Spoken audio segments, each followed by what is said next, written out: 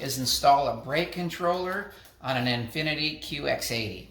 So this is a brake controller, and if your Infiniti came equipped with a trailer hitch and a 7-way plug on the back, a trailer brake controller, if you're wanting to pull a trailer more than a few thousand pounds, so that you have some brake assist. So this is a harness. This is specifically the Curt brake controller harness. It is a part number 51383. Now, I bought this harness on Amazon. It was about $12. You can get a factory harness from Infiniti, the dealership, and they're about $39, $40. This harness is specifically designed to plug into the brake controller wiring that's already factory installed under the dash. And then this black end over here is actually designed to go right into a Curt brake controller. So if you don't have a brake controller and you need one, you might look into getting a Curt controller, because this will plug into the controller directly, and then there's no splicing or cutting or kind of wiring in. It'll just plug and play. In my case, I have this controller that it's a little bit older, but it was pretty expensive back in the day, and I'm going to reuse this controller. And so for my purposes, I could have just wired this directly into the factory harness, cutting off the factory plug. But as a professional electronics guy, I don't like to do that.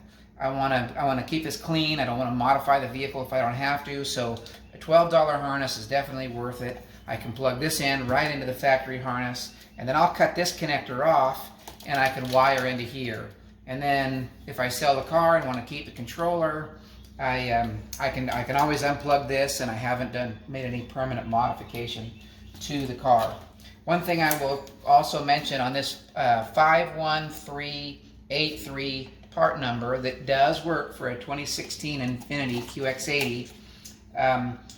On the Amazon website, it said that it would work for this vehicle, as well as the Curt website. So I bought that product. But it is interesting to notice on the product itself, the compatibility, it doesn't list this vehicle as one of the vehicles.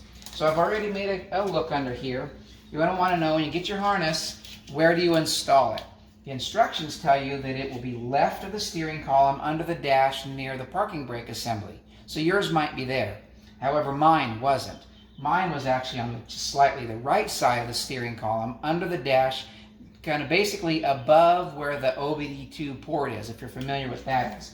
So let's see if we can get in here and show you where where you're going to find the factory harness. Now, inside the factory, if you haven't used it before or gotten it out, it'll be taped up with some other harnesses with some black tape around the end of the connector. You'll kind of see the face of the connector. Now, obviously, this is the mating end, so you'll see the other side under the dash.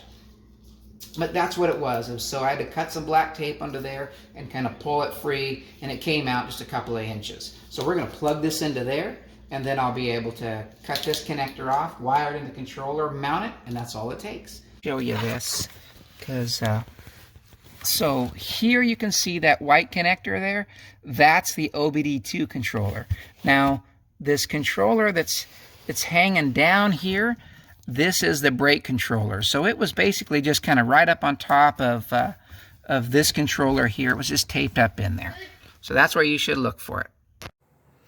All right, so we're back.